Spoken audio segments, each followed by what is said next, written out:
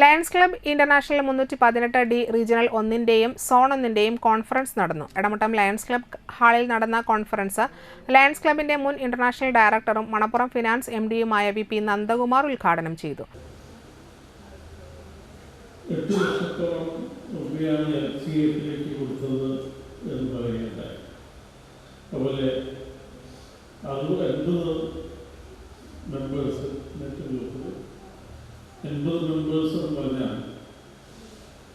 ഈ ഡിസ്ട്രിക്റ്റിലെ ഏറ്റവും നല്ല നെറ്റ്വർക്കാണ്.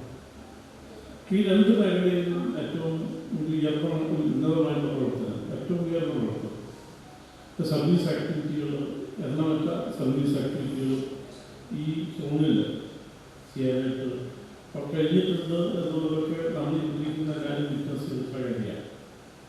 വളരെ മഹത്തായിട്ടുള്ള ഒരു പ്രവർത്തനം കാഴ്ചവെച്ച റീജിയൻ്റെ ചെയർപേഴ്സണും സോൺ ചെയർപേഴ്സണും അവരുടെ ആഘോഷമാണ് ഇന്ന് നടക്കുന്നത്.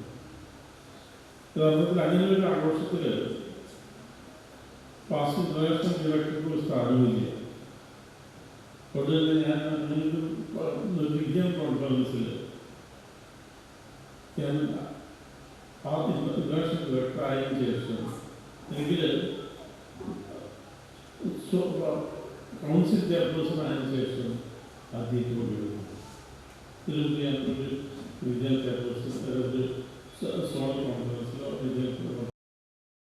റീജിയണൽ ചെയർപേഴ്സൺ ആനി ജോസഫ് അധ്യക്ഷയായി. ലയൺസ് ക്ലബ്ബിന്റെ മുൻ MCC-യായ സുഷമ നന്ദകുമാർ മുഖ്യാതിഥിയായിരുന്നു. സോൺ ചെയർപേഴ്സൺമാരായ വ്യാസബാബു, പ്രസന്നൻ തറയിൽ എന്നിവർ സോണുകളുടെ പ്രവർത്തനങ്ങൾ വിലയിരുത്തി.